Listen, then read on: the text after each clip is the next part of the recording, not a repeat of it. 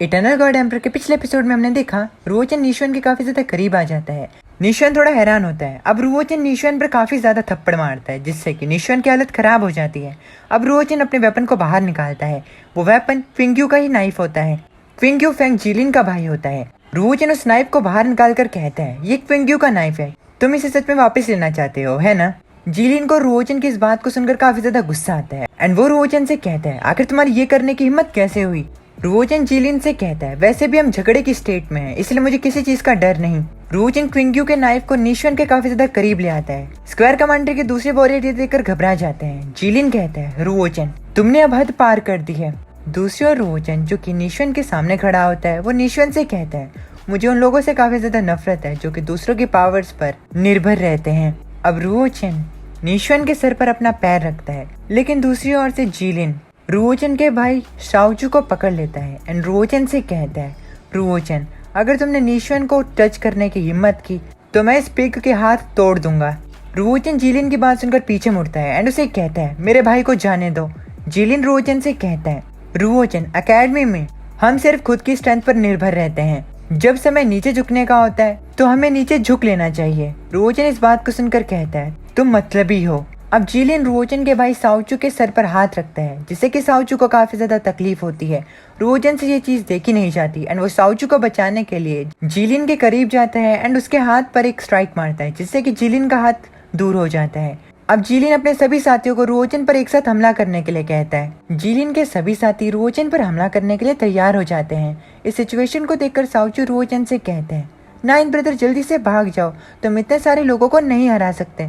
रुओचन अपनी स्वॉर्ड को बाहर निकालता है एंड कहता है, ये लोग सिर्फ अपनी मौत को दावत दे रहे हैं। अब रुओचन अपनी स्पीड एंड स्ट्रेंथ का इस्तेमाल करते हुए एक एक करके उन सभी वॉरियर्स को हरा देता है। आखिर में सिर्फ जीलिन बच जाता है। जीलिन रुओचन की स्किल्स को देखकर उसकी तारीफ करता है एंड उसे कहता है, तुम्हारे अंदर सच में स्किल्स हैं, लेकिन तुम्हारे लिए यही खत्म होता है। अब जीलिन अपनी ट्रू स्ट्रेंथ को रुओचन को दिखाने लगता है, लेकिन तभी वहाँ पर शिंगलिंग आ जाती है। शिंगलिंग उस फाइट को रुकवा देती है एंड कहती है, क्या चीज यहाँ पर खत्म होती है?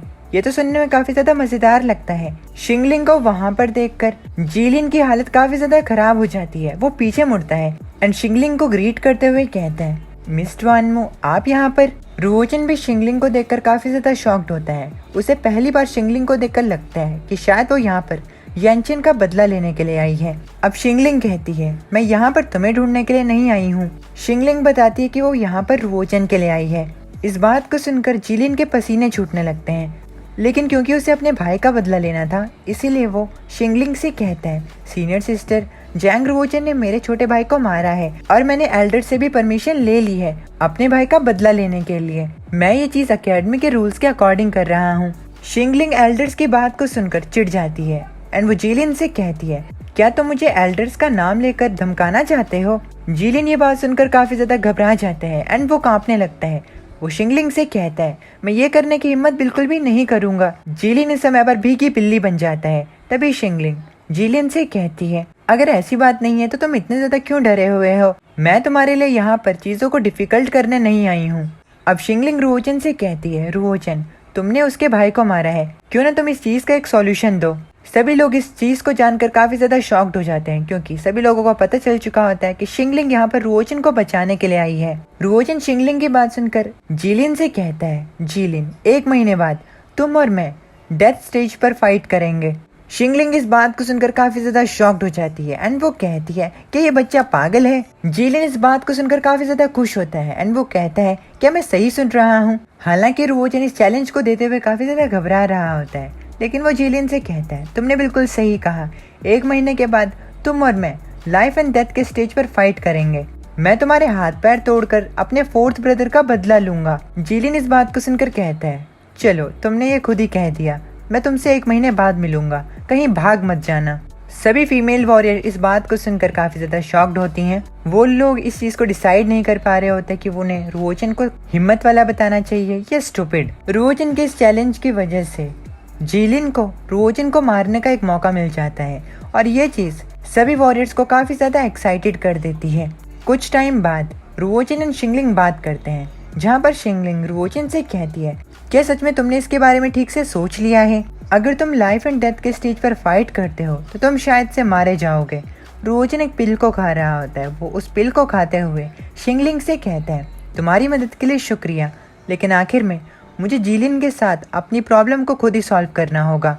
शिंगलिंग रुओजन की बात सुनकर उसे कहती है, मैं समझती हूँ कि तुम्हारे पास कुछ रीजंस हैं जिसकी वजह से तुम्हें ज़रूर फाइट करनी होगी, लेकिन तुम्हारे लिए तुम्हारी लाइफ को सेक्रीफाइस करना ज़रूरी नहीं है। रुओजन शिंगलिंग को बताता है, ये फाइट दो स्टूडेंट्स के बीच की नहीं है। सभी लोग इस चीज़ को अच्छे से जानते हैं कि स्क्वायर कमांड्री जो है वो युनवो कमांड्री को हथियाना चाहती है। पिछले कुछ सालों में सिचुएशन जो है वो काफ़ी ज़्यादा बेकार हो चुकी है। स्क्वायर कमांड्री के स्टूडेंट्स जो हैं वो पिछले कुछ सालों से युनवो कमांड्री के स्टूडेंट्स को दबाते हुए आ रहे हैं। अगर मैं अभी इस मामले को लेकर कुछ नहीं करता हूँ तो यहाँ पर युनवो कमांड्री के डिसिपल्स का कोई फ्यूचर नहीं होगा। शिंगलिंग रुओजन की बात को सुनकर कहती है, ओह ऐसी बात है। रुओजन की बातों से शिंगलिंग थोड़ी इम्प्रेस हो जाती है एंड वो कहती है, फ्रेशमैन नंबर 1 इस तरह काफी ज्यादा अच्छा लगता है। अब 10 दिन तक रुओजन अपने internal space of time and space में जी जान लगाकर कल्टीवेट करता है। उसका कल्टीवेशन लेवल काफी ज्यादा बढ़ जाता है, लेकिन अभी भी उसके ड्रैगन एलिफेंट प्राजना पाम का 4th मूव जो होता है वो अभी भी ब्रेक थ्रू नहीं कर पाता। रुओजन को इस चीज का सॉल्यूशन भी मिल जाता है। रुओजन खुद से कहता है कि उसे 4th मूव को ब्रेक थ्रू करने के लिए एक मास्टर के अगेंस्ट मैच लड़ना होगा, तभी वो कुछ समझ पाएगा।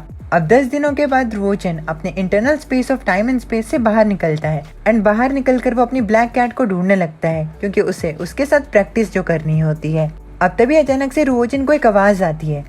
ये आवाज येंचन एंड उस ब्लैक कैट शियाओहे की होती है। शियाओहे येंचन से कहते हैं, रुओजन अभी भी सेक्लूजन में कल्टीवेशन कर रहा है, इसीलिए मेरी एडवाइस मानो तो तुम्हें यहाँ से निकल जाना चाहिए। अगर तुमने मुझे गुस्सा दिलाया तो तुम्हें इसका भुगतान करना होगा। शियाओहे की बात सुनकर येंचन शियाओहे से कहती है, ओह ऐसी बात है, तो मैं तुम्हें स्ट्राइक मारकर इस चीज को टेस्ट करूंगी। येंचन की बात सुनकर शियाओहे जोर जोर से हंसने लगता है एंड येंचन से कहता है, ये छोटी सी बच्ची मेरे सामने बकवास करने की हिम्मत कर रही है। येंचन इस बात को सुनकर गुस्से में आ जाती है एंड वो कहती है, तुम्हारे लिए एक लास्ट एडवाइस है, बाहर निकलो, नहीं तो मुझे ब्लेम मत करना।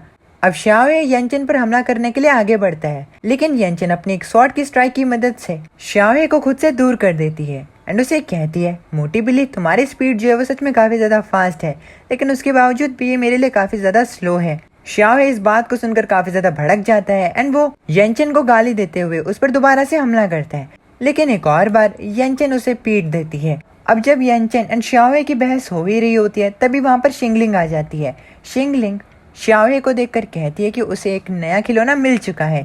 येंचन एंड शियाओहे के बीच की बहस काफी ज्यादा बढ़ जाती है।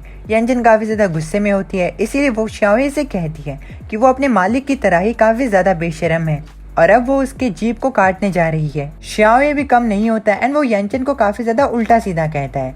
तभी वहाँ पर रुओजन आता है एंड आकर वो येंचन से कहता है, सिस्टर हुआंग तुम अपनी चोटों से बिल्कुल ठीक हो चुकी हो, क्या मैं जान सकता हूँ कि आप यहाँ पर क्यों आई हैं? रुओजन को देखकर येंचन काफी ज्यादा खुश हो जाती है एंड वो कहती है, तुमने बाहर निकलने की हिम्मत की है, परफेक्ट टाइमिंग है। येंचन अपना बदला लेने के लिए बिल्कुल तैनात खड़ी होती है एंड इसी के साथ हमारा ये वाला एपिसोड यहीं पर खत्म हो जाता है। अब इसका सिर्फ एक ही चैप्टर रहता है, तो अब जब दूसरा चैप्टर आएगा तो ये एक्सप्लेन करूँगा, क्योंकि वो चैप्टर बहुत छोटा है, 2 मिनट में ही ख़त्म हो जाएगा, 3 मिनट में ख़त्म हो जाएगा, तो कोई पॉइंट नहीं है उसको एक वीडियो में कवर करने का। मैं मिलता हूँ तुम लोगों से नेक्स्ट वीडियो में, तब तक के लिए अपनी फैमिली का ख्याल रखना, माता ने। एंड तुम लोग बोलोगे कि अगर इतना ही छोटा चैप्टर है तो इसमें क्यों नहीं ऐड किया, तो इतने लिमिट्स नहीं है अभी मेरी, एक दिन में 2 वीडियो काफ़ी हैं। मैं मिलता हूँ तुम लोगों से नेक्स्ट वीडियो में, तब तक के लिए अपनी फैमिली का ख्याल रखना, माता ने।